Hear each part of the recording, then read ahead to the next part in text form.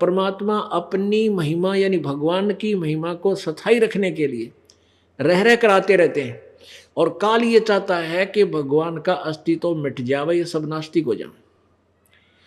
जैसे अपने संदेश वाहक भेज दिए, महात्मा बुद्ध था, ये स्वर्ग से आया हुआ प्राणी था, पिछले थोड़े बहुत पुण्य इसके संग साथ थे, और ये एक राजा का लड़का था, लेकिन इसका मन इस राज में नहीं लगा, क्योंकि स्वर्ग के सुख के बाद ये तुलना जो है इस राज की कुछ भी नहीं है।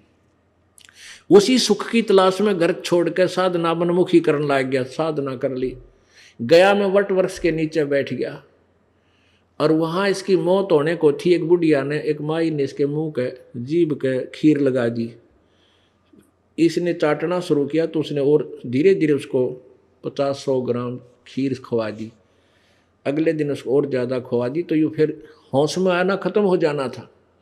तो उसके बाद इसने जो भी थोड़ा बहुत अपना अनुभव था उसके आधार पर जनता को बताना शुरू कर दिया, और उनके वचन में शक्ति थी।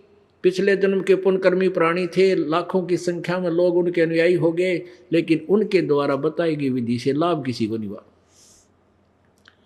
तो पूरा चीन जो है बौद्ध धर्म के उपदेशों, बौद्ध के उपदेशों को मानने वाला है, और पूरा कम्युनिस्ट हो गया, नास्तिक हो गया, भगवान के अस्तित्व से दूर हो गया।